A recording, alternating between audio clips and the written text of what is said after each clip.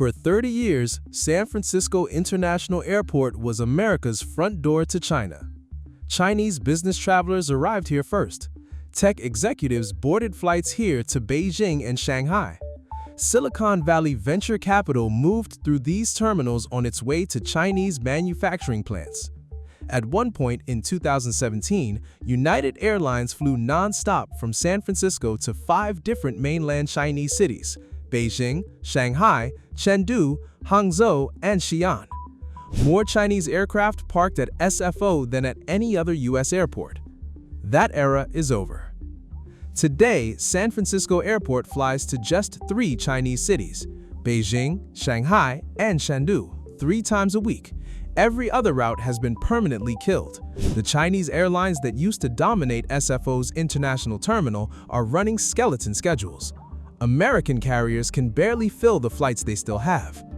But San Francisco Airport isn't shrinking internationally, it's growing, just not toward China. Instead, United Airlines and every carrier that partners with SFO have been quietly redirecting billions of dollars of trans-Pacific capacity toward one region: Southeast Asia. New non-stops to Manila, new non-stops to Singapore, new Fifth Freedom flights to Bangkok and Ho Chi Minh City, new premium suites specifically designed for the routes to Vietnam, the Philippines, and Thailand. This is the story of how San Francisco Airport is being rebuilt in real time, away from the China market that wants to find it, toward the Southeast Asian markets that will define the next decade. Let me give you the number that frames everything: 50. That's the total number of weekly round-trip flights allowed between the entire United States and the entire country of China, right now, in 2026. 50. Combined, for both American carriers and Chinese carriers. That's it. For context, at the pre-pandemic peak in 2019, the number was over 150. So the US-China aviation market has been cut by roughly 2/3. And it has stayed that way for years. The cap isn't loosening quickly. There's a bilateral agreement to eventually raise it to 100 weekly by the end of 2026. But that's an authorization, not actual flights. And US carriers have been reluctant to use even the allocations they already have. Why? Because when American carriers fly to China, they can't fly over Russia due to the sanctions after the 2022 Ukraine invasion. Chinese airlines can. That adds 2 to 3 hours of flying time to every US-China route, burning extra fuel, requiring more crew, cutting margins. Meanwhile, Chinese carriers underprice the American flights. So SFO is stuck. Its historic anchor market is capped, expensive, and politically frozen.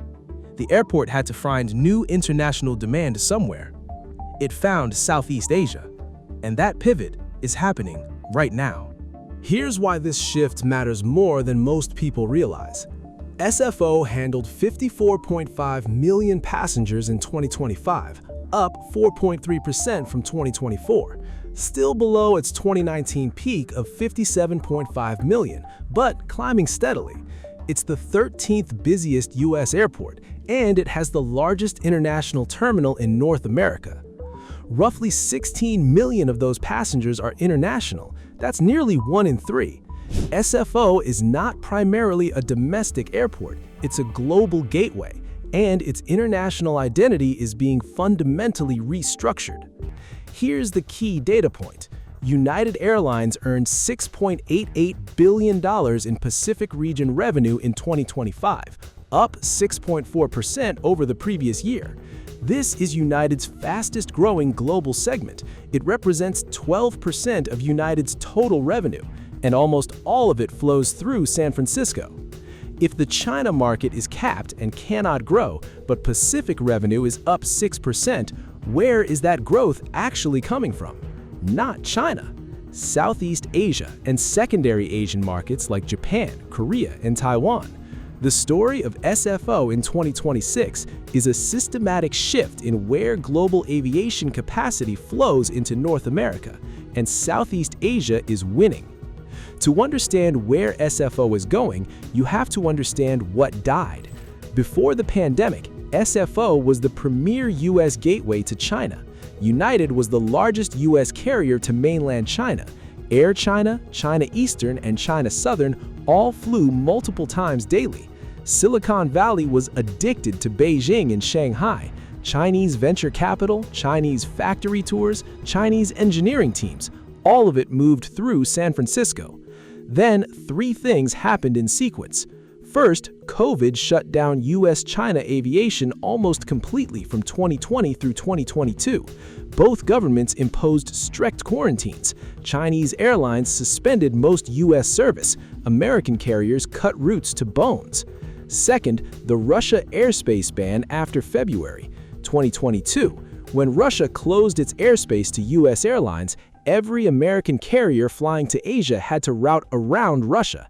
That added 2 to 3 hours to Beijing and Shanghai. Chinese airlines flew directly over Russia. American carriers couldn't compete.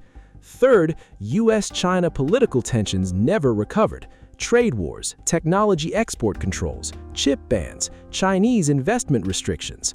The corporate travel demand that once justified 30 daily flights simply didn't come back.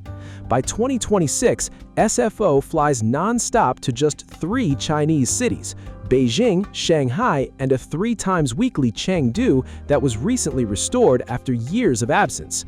Historically, at the 2017 peak, United was flying to 5 mainland cities. Now it's 3. And Hangzhou and Xi'an, the routes that were quietly killed, will probably never come back. The U.S. Travel Association estimates the caps are costing the American economy about $11 billion a year in lost Chinese visitor spending. That money now goes to European destinations, to Singapore, to Bangkok, to places without the geopolitical friction. If SFO couldn't rebuild China, and if capacity was still available, and if demand was still growing, where did United go instead?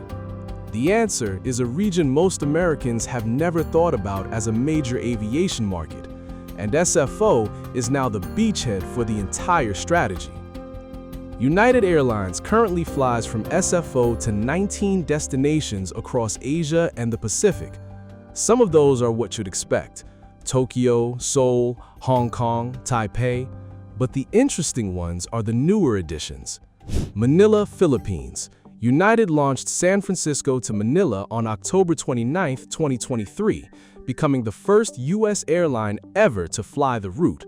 2 years later, on October 25, 2025, United added a second daily flight.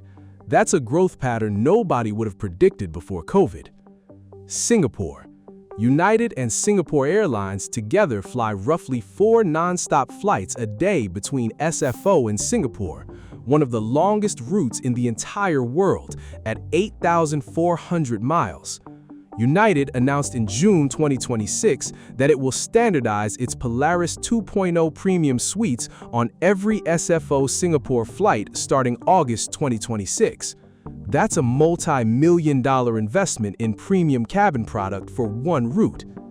Ho Chi Minh City, Vietnam. Vietnam Airlines operates the only non-stop between the US and Vietnam, SFO to Ho Chi Minh City, 3 to 4 times a week. First launched in November 2021, still the only US-Vietnam non-stop in existence. And then there's the second layer, Bangkok.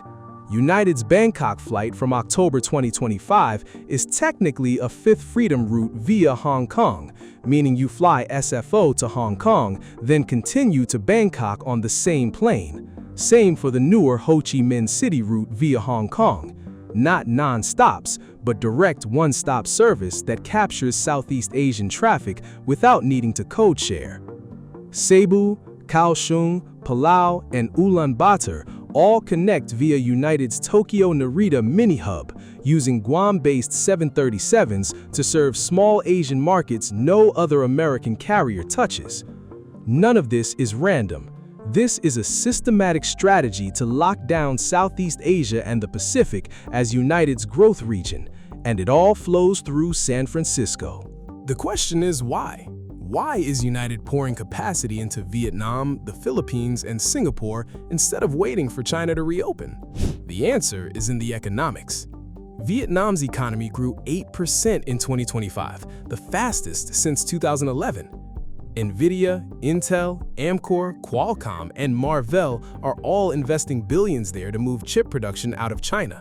Every one of those deals requires American executives flying to Vietnam. The Philippines runs a $40 billion IT outsourcing industry, employing 1.9 million people, 65% of them working for American clients. And behind all of it, TSMC's $165 billion Arizona factory is rerouting the global semiconductor supply chain away from China entirely. The China Plus One strategy is real, and it's permanently rerouting business travel towards Southeast Asia. San Francisco is the American airport capturing it. But SFO's dominance isn't guaranteed. Delta launched LAX to Hong Kong in June 2026 and has signaled Manila service for 2027. American is building a trans-Pacific hub at LAX, and low-cost carriers like Starlux, Zip Air, and Air Premia are attacking the premium market from below. SFO's response is an $11 billion capital plan, including a $289 million Customs and Border Protection upgrade opening in winter 2025, targeting the exact bottleneck that limits international throughput. But the airport has a bigger problem. SFO handled 386,000 aircraft movements in 2024, 77% of its 500,000 theoretical capacity. Every new international flight now displaces a domestic one, which is exactly why Southeast Asia routes are winning. Higher margin per seat. The math forces the pivot. United isn't abandoning China. Beijing and Shanghai are still critical. Chengdu was just re-added. If the bilateral cap rises to 100 weekly by 2027 and tensions ease, China could quietly rebuild. Also, some Southeast Asia routes aren't non-stop from SFO. Bangkok and the new Ho Chi Minh City service via Hong Kong are one-stop Fifth Freedom flights, strategic but not direct. The pivot is real, but it's a shift in growth allocation, not a wholesale abandonment. China is still there, it just isn't growing. Everything new is going to Southeast Asia. Here's the way I keep thinking about this. For 3 decades, San Francisco bet its international identity on China. When that bet froze, the airport chose to find new markets: Vietnam, the Philippines, Singapore, small routes to Palau and Kaohsiung nobody else would touch.